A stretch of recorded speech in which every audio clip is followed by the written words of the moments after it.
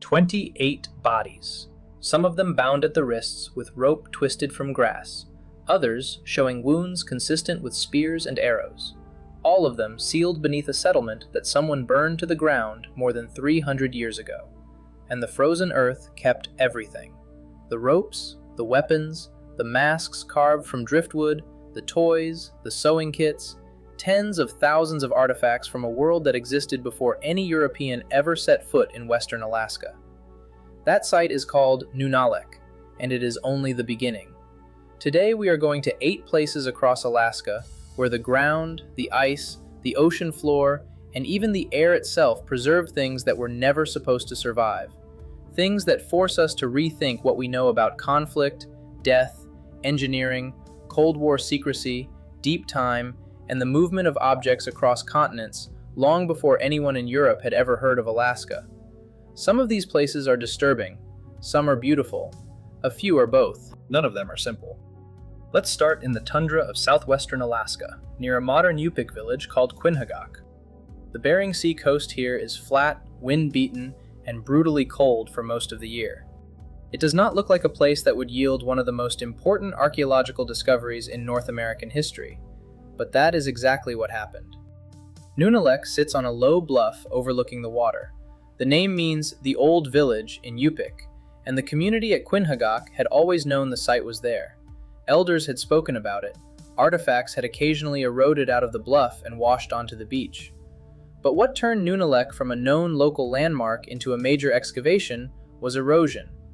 The Bering Sea was eating the coastline, and as the permafrost thawed and the bluff crumbled, objects began appearing at an accelerating rate. Carved wooden masks, fragments of woven grass baskets, pieces of ivory. The community realized that if nobody intervened, the site would be lost to the ocean within years. Beginning around 2009, archaeologists from the University of Aberdeen in Scotland, working in close partnership with the people of Quinhagak, launched a sustained excavation. What they found over the following seasons was staggering in both scale and preservation. Nunalik turned out to be a large Yupik settlement with a substantial defensive structure, a kind of fortified sod complex. Inside the remains of that complex, the team recovered the remains of 28 individuals. The condition of some of those remains told a grim story. Several showed evidence of perimortem trauma, injuries inflicted at or near the time of death, consistent with being struck by pointed weapons such as arrows or spear tips. Some of the individuals appeared to have been restrained. Fragments of cordage made from twisted grass were found in association with certain remains in positions suggesting the victim's hands had been bound. The settlement itself had been destroyed by fire. Radiocarbon dating and other analyses placed the destruction event somewhere in the second half of the 17th century, approximately between 1652 and 1677. So here was a community that had been attacked, its people killed or captured, and the entire place burned. And then the cold sealed it shut. This is where the science becomes extraordinary.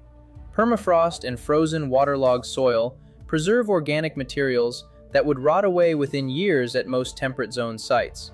At Nunalik, the excavation ultimately recovered more than 100,000 artifacts, a number almost unheard of for a single Arctic site. And because the cold kept oxygen and bacteria at bay, the collection included objects made from materials that almost never survive in the archaeological record. Wooden masks with elaborate carved features, dolls, game pieces, grass baskets so finely woven they could hold water, delicate tools made from bone and antler, fragments of woven textiles, even scraps of food. This collection became a window into Yupik daily life before sustained European contact, a period about which remarkably little material evidence had previously existed. The masks alone were revelatory. Before Nunalik, most Yupik masks in museum collections dated from the 19th century. The period after Russian and then American influence had already reshaped the region. The Nunalik masks came from a time when Yupik artistic and spiritual traditions existed entirely on their own terms. The carvings were intricate, expressive, sometimes unsettling. Some depicted human faces. Others appeared to represent animal spirits or hybrid creatures. Together they offered a glimpse of a ceremonial world that had been almost invisible in the archaeological record. But the violence is the part that stays with you, and here the archaeology intersects with something that Yupik communities have preserved through oral tradition for generations. Yupik oral histories describe a prolonged period of intergroup conflict in the centuries before European arrival. Researchers and community members often refer to this era as the Bow and Arrow Wars. The accounts describe raids, retaliatory attacks, the burning of villages, and episodes of intense violence between different Yupik groups. The details vary between communities and storytellers, as oral traditions naturally do, but the broad pattern is remarkably consistent. This was a time of warfare, fear, and destruction. What the archaeology at Nunalik provides is physical evidence that corresponds closely with that oral record. The defensive architecture, the bound remains, the weapon injuries, the fire. None of this proves that any single specific narrative from oral tradition describes exactly what happened at Nunalik. Oral tradition and archaeology operate on different terms, and collapsing them into one story requires more caution than most people realize. But the convergence is powerful. The Yupik community remembered a time of war, and in the ground at Nunalik, that memory has a physical counterpart. There is also an uncomfortable modern dimension to the story. The reason Nunalik was excavated at all is that climate change was destroying it. Rising sea levels and accelerating permafrost thaw along the Bering Sea coast are eroding hundreds of known and unknown sites. Nunalik was rescued. Most will not be. The frozen archive that preserved a 17th century massacre is now melting, and what it contains is disappearing into the ocean faster than anyone can dig. Now travel southwest, far out into the Aleutian Islands, to a place most people will never see. The Aleutians are a chain of volcanic islands stretching more than 1,000 miles from the Alaska Peninsula toward Russia, one of the most remote and storm-battered landscapes on Earth. Out near the middle of the chain, there is a small island called Kagamill. It is volcanic, steep, lashed by wind and rain, and essentially uninhabited today. But inside its sea caves, people once placed their dead. The Kagamill mummies are among the most remarkable funerary discoveries ever made in North America, and their story is as much about the history of collection as it is about the burials themselves. The caves were first reported by outsiders in the early 19th century, during the period of Russian activity in the Aleutians. But the major collection event came in 1936, when a team associated with the Smithsonian Institution's Ales Hrdlichka explored the caves and removed a significant number of remains. The Smithsonian's records ultimately documented remains associated with 34 adults and infants from Kagamill. What they found inside those caves was not a simple burial ground. The bodies had been prepared with extraordinary care. Each was wrapped in multiple layers of organic materials, bird skins, sea mammal fur, woven grass mats, and other coverings. Grass and seaweed were incorporated into some of the bundles. The result was not a casual wrapping, but a carefully constructed, multi-layered funerary package, each body enclosed in what amounted to a custom-built protective shell of natural materials. The caves themselves functioned as natural preservation environments. Cool, dry air circulated through the volcanic rock. The bodies were sheltered from rain and direct moisture. The combination of airflow, stable temperature, and the insulating properties of the wrapping materials created conditions that slowed decomposition dramatically. Some of the remains were preserved to a degree that startled the people who first encountered them. Skin, hair, and soft tissue still intact after what may have been centuries. Modern technology has allowed researchers to study the Kagamill mummies without physically unwrapping or disturbing the bundles. CT scanning, in particular, has been transformative. By passing the wrapped bodies through a medical imaging scanner, researchers can see through the layers of skin, fur, and grass to examine the skeletal remains inside. These scans revealed that the wrappings were not haphazard. They followed a deliberate pattern, with specific materials placed in specific positions around the body. The construction of the bundles was consistent enough to suggest a formalized tradition, a set of practices passed down and repeated across multiple burials. What do we know about why the Unungan, the indigenous people of the Aleutian Islands, prepared their dead this way? Honestly, less than we would like. Russian colonization devastated Unungan populations and disrupted cultural transmission on a catastrophic scale. Many aspects of traditional Unungan spiritual and ceremonial life were suppressed, lost, or only partially recorded by outsiders who often did not understand what they were observing. What survives in historical accounts and community memory suggests that elaborate treatment of the dead was connected to beliefs about the relationship between the living and the deceased, and that the status or role of the individual in life may have influenced how their body was prepared after death. But the full meaning of the Kagamill burials, the specific rituals, the prayers, the social context, belongs to a world that colonization largely destroyed. What remains is the physical reality. Remote volcanic caves on an isolated island in the North Pacific containing human remains wrapped in layers of bird skin and sea mammal fur, preserved for generations by the cold, dry air of the Aleutian underworld. If you have ever wondered what devotion to the dead looks like when it is practiced by people with total mastery of their environment, Kagamill is your answer. And if Kagamill speaks to how a people honored their dead, our next stop speaks to how a people defended the living, and how the evidence of that defense vanished for 200 years. In 1804, the Tlingit people of southeastern Alaska fought one of the defining battles in their history. The conflict was with Russian forces under the command of Alexander Baranov, who was determined to establish control over the region and its lucrative fur trade. The Tlingit had already driven the Russians out of the area once, destroying a Russian outpost near present-day Sitka in 1802. Baranov returned 2 years later with a larger force, including the warship Neva and a contingent of Aleut fighters. The Tlingit prepared. They constructed a wooden fort at a strategic point near the mouth of the Indian River, on a site they chose carefully for its defensive advantages. The fort was called Shiski Nu, sometimes translated as the Sapling Fort, a name that referred to the young trees used in its construction. It was built from wood, with thick walls designed to absorb gunfire, and it was positioned to control access to the waterway. The Battle of Sitka, as it is commonly known in English, lasted several days. The Russians bombarded the fort with naval cannon fire. The Tlingit defended it fiercely, repelling at least one ground assault. But eventually, facing dwindling ammunition and supplies, the Tlingit made the decision to withdraw.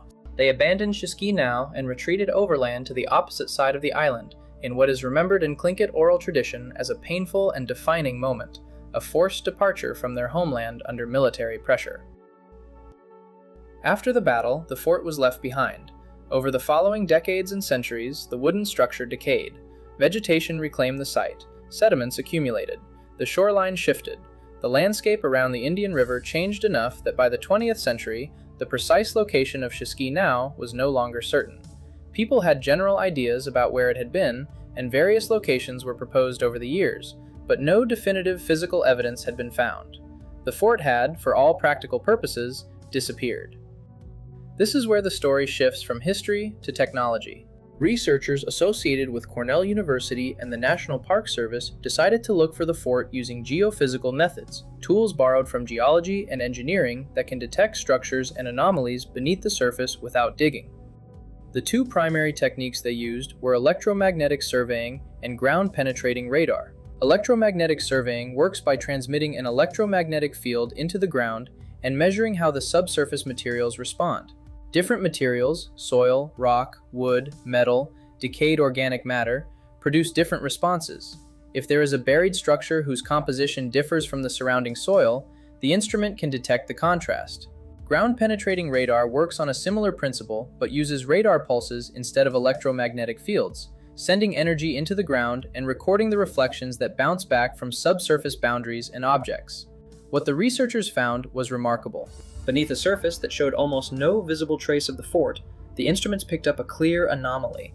There was a distinctive pattern in the subsurface data, a roughly rectangular outline whose dimensions and orientation matched historical descriptions of Shiski Nu. The contrast in the geophysical readings suggested the remains of a structure made from different materials than the surrounding natural soil, consistent with decayed wood and disturbed earth from construction activity. The researchers were careful to note that geophysical data alone does not prove with absolute certainty that the anomaly is the fort. What it does is identify a subsurface feature that corresponds closely with what the fort should look like, in a location consistent with historical accounts and oral tradition. Taken together, the evidence is compelling. 2 centuries after the Tlingit abandoned Shiski the fort that vanished from the visible landscape was found by machines that could see through the ground. What makes this discovery resonate beyond archaeology is what Shiski represents to the Tlingit community. the battle, the defense, the withdrawal. These are not abstract historical events. They are part of a living cultural memory.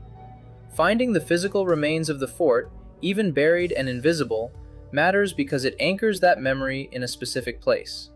The ground remembers what the surface forgot. Speaking of things the surface forgot, imagine 33 large sailing vessels, an entire commercial fleet, abandoned in the space of a few desperate days and left to the Arctic Ocean. That is what happened in September 1871, and the wreckage is still down there. The American whaling industry in the mid-19th century was enormous, and its most productive hunting grounds were in the Arctic waters north of Alaska. Every summer, fleets of whaling ships would push north through the Bering Strait and into the Chukchi Sea and beyond, chasing bowhead whales through leads in the pack ice. It was dangerous work in the best of years. In 1871, it became a catastrophe. That summer, a large fleet of over 40 vessels was operating along the northern coast of Alaska, roughly between Point Belcher and Wainwright Inlet. The season had started promisingly, but in late August and September, the wind shifted. Ice that had been relatively loose began compacting against the shore. The ships, many of which had pushed deep into the ice fields to follow the whales, found themselves being squeezed. Leads that had been open routes of escape began closing. Day by day, the situation worsened. The captains held meetings aboard the various ships and assessed their options. Some argued for waiting, hoping the wind would shift again and the ice would loosen. Others pointed out that the ice was still moving, still pressing, and that any vessel caught when it fully consolidated would be crushed. The wooden hulls of whaling ships were strong, but they were not designed to withstand the lateral pressure of millions of tons of pack ice grinding together. Eventually, the decision was made. 33 ships were judged to be beyond saving. Their crews would abandon them and travel by whaleboat south along the coast to reach the 7 vessels that had remained in open water farther from shore. The logistics of this evacuation were extraordinary. Roughly 1,200 people, men, women, and in some cases children, because captains occasionally brought their families on these voyages, had to be transferred across miles of ice and open water in small boats. Somehow, they managed it. Not a single life was lost in the evacuation itself, a fact that still astonishes historians given the conditions.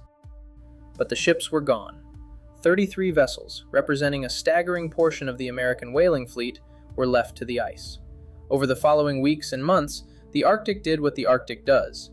Ice crushed hulls, masts snapped, decks collapsed, ships sank in shallow water or were dragged along the seafloor by ice movement.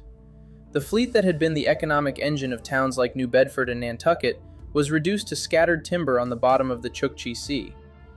What question would you ask if you stood on that coastline today? Would it be about the economics of whaling, the lives that pivoted on that September decision, or the physical remains sitting on the seafloor? Whatever your answer, write it in the comments, because the physical remains are the part of this story that has a remarkable recent chapter. For nearly 144 years, the wrecks lay largely undisturbed. The remote location, the ice cover, and the shallow but frigid waters kept them beyond reach. Then, in 2015, NOAA maritime archaeologists conducted systematic surveys of the area. Using side-scan sonar, which creates images of the seafloor by bouncing sound waves off underwater objects, and other remote sensing technologies, the team located wreckage. What they found was not a neat row of intact ships. It was a debris field. Hull timbers, broken and scattered. Framing components, the structural ribs of vessels, lying on the bottom. Anchors, lengths of chain, pieces of equipment, Triworks bricks from the furnaces used to render whale blubber.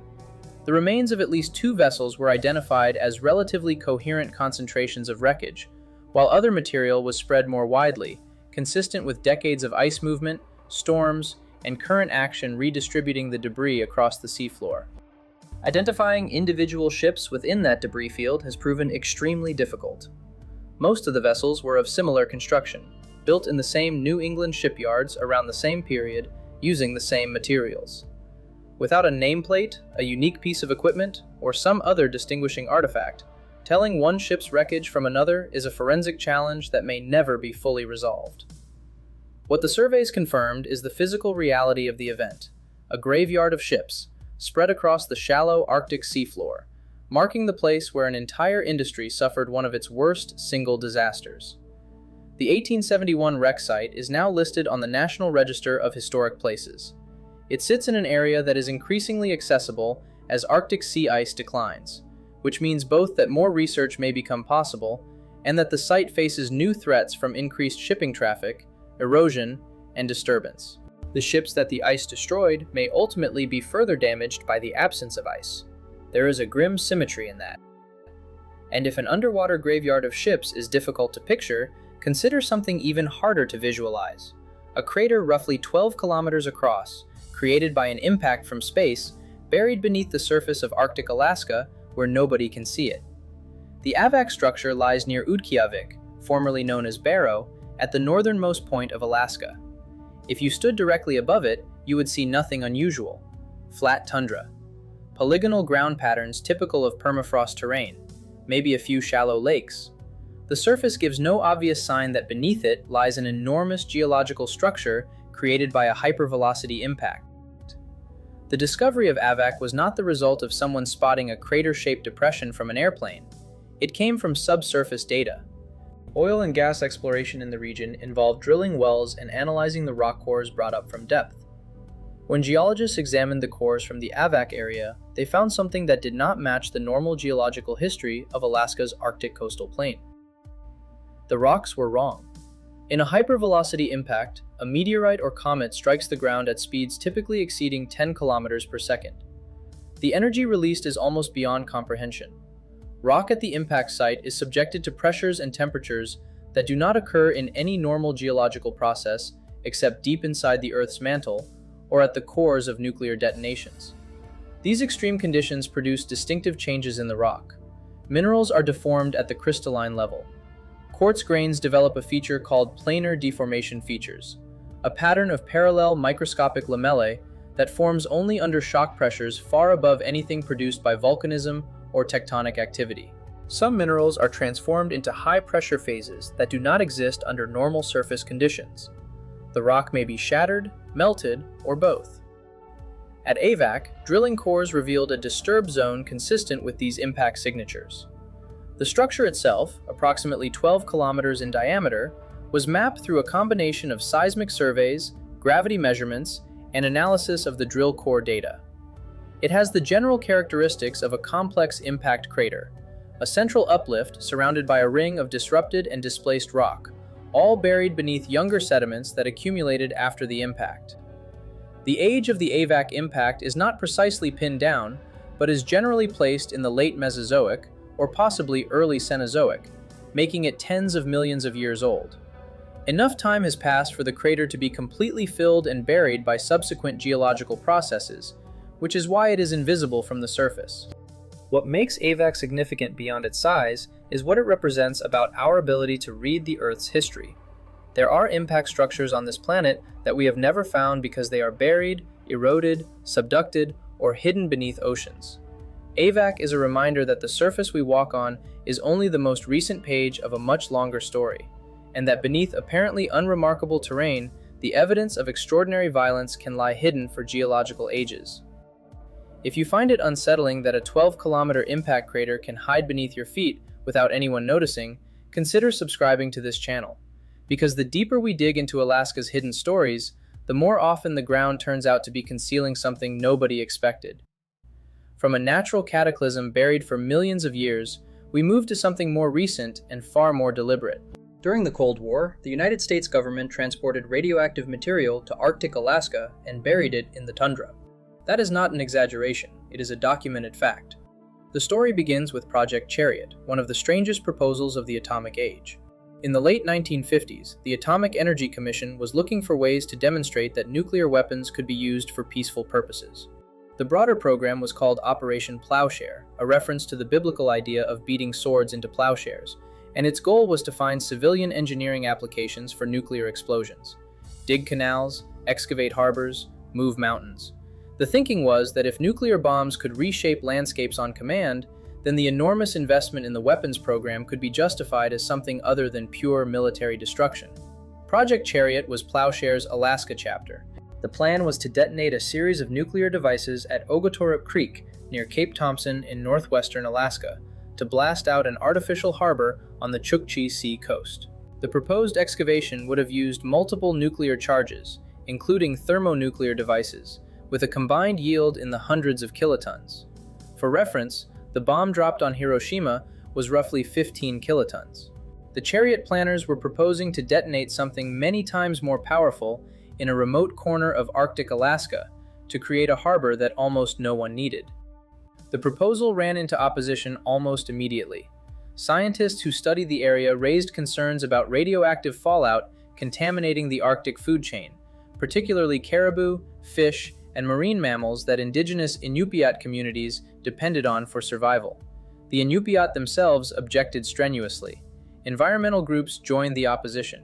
Prominent scientists, including several who had been recruited to study the site's ecology, broke ranks and publicly criticized the project.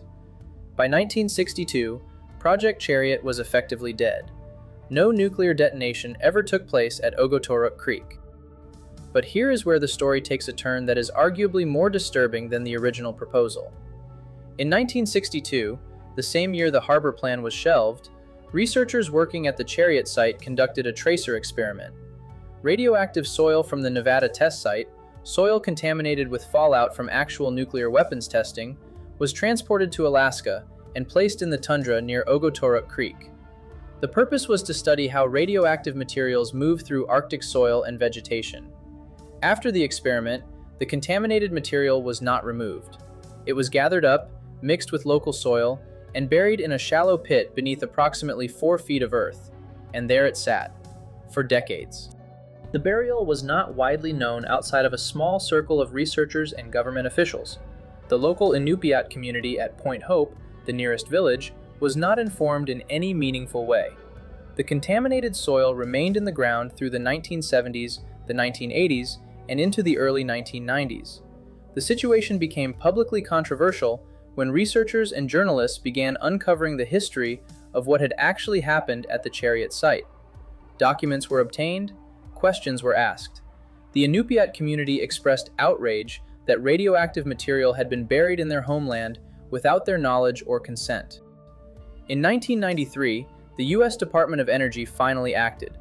A cleanup team excavated approximately 162 cubic yards of soil contaminated with cesium-137, a radioactive isotope produced in nuclear fission with a half-life of about 30 years. The contaminated earth was dug up, packaged, and transported back to the Nevada test site, the same place it had originally come from. Let that settle for a moment. Radioactive dirt from nuclear weapons testing in Nevada was shipped to Arctic Alaska, buried in the tundra, left there for 3 decades, and then dug up and shipped back to Nevada after the public found out. No nuclear bomb was ever detonated at the site, but radioactive material was deliberately placed in the Arctic environment, and the people who lived closest to it were not told. Project Chariot is a case study in how Cold War thinking could treat entire landscapes and the communities that depended on them as expendable testing grounds. The contaminated soil is gone now. The site has been monitored, but the trust that was broken is harder to remediate than cesium-137. From something buried deliberately, let's move to something that buried itself and is now coming back. Near Juneau, the capital of Alaska, there is a glacier called Mendenhall. It is one of the most accessible glaciers in the state, visited by hundreds of thousands of tourists every year. It flows down from the Juneau ice field into a lake at the head of a valley, and for decades it has been retreating. The glacier is shorter than it was 50 years ago, and dramatically shorter than it was 150 years ago. As the ice pulls back, it exposes ground that has been covered for centuries, and in recent years, what has emerged from beneath the retreating glacier has startled researchers and visitors alike: the remains of an ancient forest. Tree trunks, stumps, root systems, some still standing in or near their original growth positions, emerging from gravel and glacial sediment as the ice melts away. These are not fossilized trees, they are wood, actual preserved wood, in many cases still showing bark texture and growth rings. They are the remains of trees that were alive when the landscape around present-day Juneau looked completely different from what it looks like today. Radiocarbon dating has established that the trees span a significant range of ages. Some samples have been dated to roughly 1,000 to 1,500 years ago. Others are considerably older. Individual specimens have return dates of approximately 2,350 years before present. That means some of these trees were growing during a period when the Roman Republic was still centuries from becoming an empire. How does a glacier preserve a forest instead of simply grinding it into oblivion? The answer lies in the sequence of events. The trees did not die because a glacier rolled over them like a bulldozer. Before the ice arrived, the forest was first buried by outwash, the gravel, sand, and sediment carried by glacial meltwater streams. This sediment covered the lower portions of the trunks and root systems, encasing them in a protective layer. When the glacier subsequently advanced over the area, it moved across a landscape that was already partially buried. The ice sealed the sediment layer, creating a cold, oxygen-poor environment that dramatically slowed decomposition. The wood was locked in a natural deep freeze. Now, as the glacier retreats and the sediment erodes, the trees are being exhumed. Some emerge standing, others topple as the ground around them washes away. The effect is eerie, a ghost forest appearing from beneath a wall of ice, tree by tree, as the climate shifts. What the forest tells scientists goes beyond its visual impact. Each tree is a data point. The radiocarbon dates tell researchers when those trees were alive, which in turn tells them when the glacier was not there. If a tree was growing 2,300 years ago at a location that was later covered by Mendenhall Glacier, then the glacier must have been smaller 2,300 years ago than it was at its maximum extent.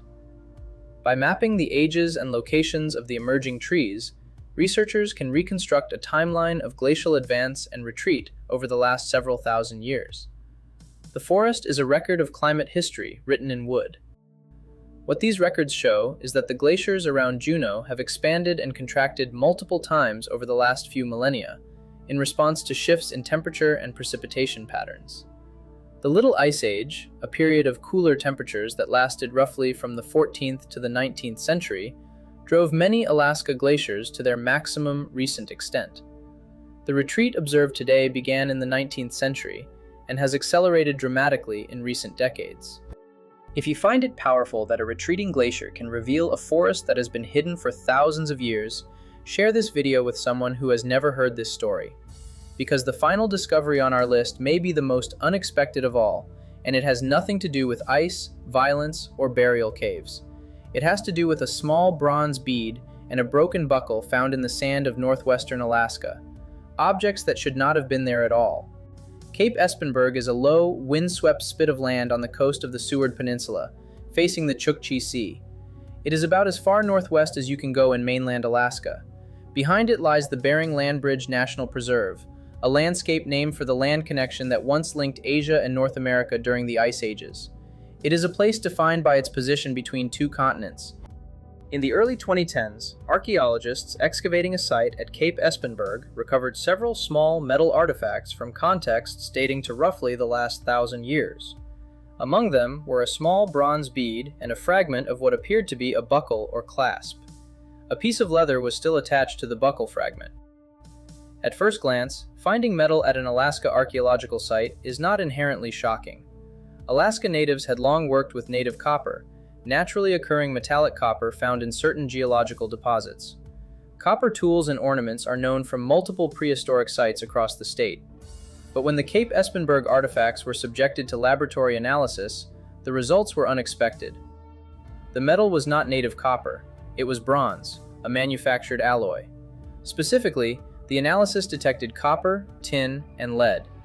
This is significant because tin and lead are not natural impurities found in Alaskan native copper deposits. Their presence means that someone, somewhere, deliberately smelted copper ore together with tin and lead to produce a specific alloy. That is a metallurgical process.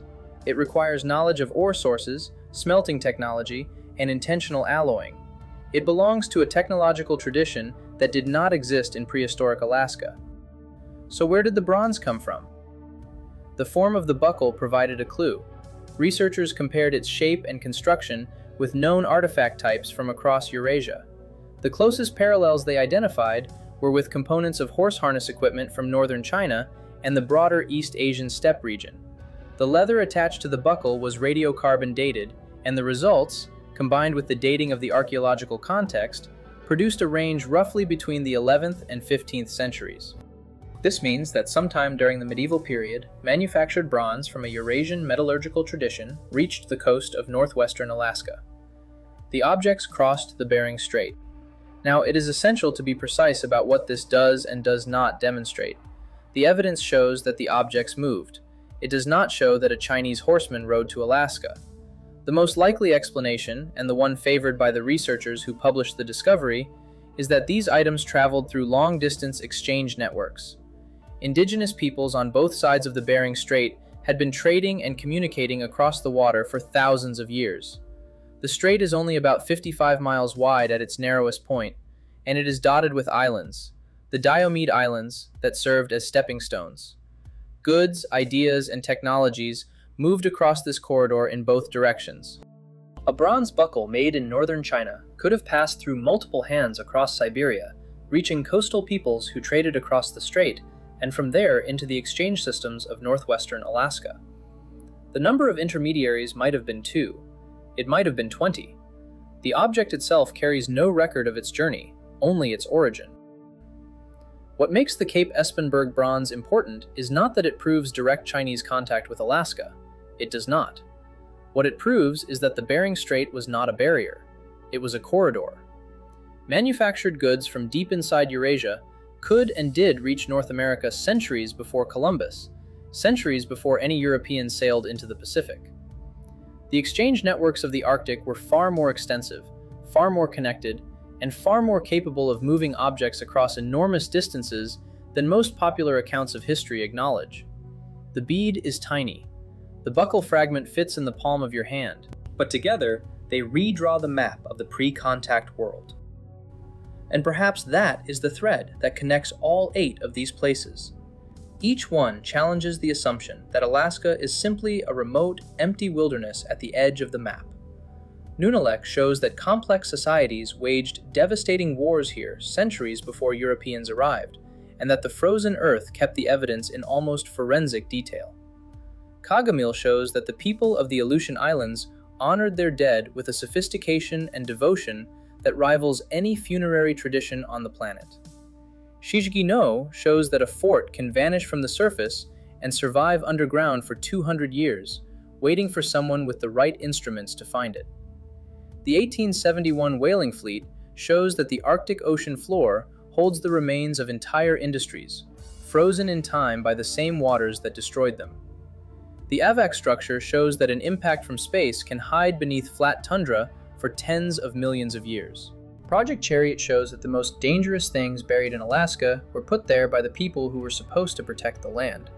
The Mendenhall forest shows that the glaciers themselves are archives, and that when they retreat, they return landscapes that have been locked away since before the Roman Empire.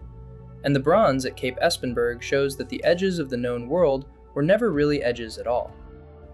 Alaska is full of places that resist simple description, not because they are mystical or supernatural, but because the evidence they contain is so layered, so unexpected, and so far outside the stories we usually tell ourselves about this part of the world that standing in front of it, you realize how much the ground still has to say. And most of it has not been heard yet.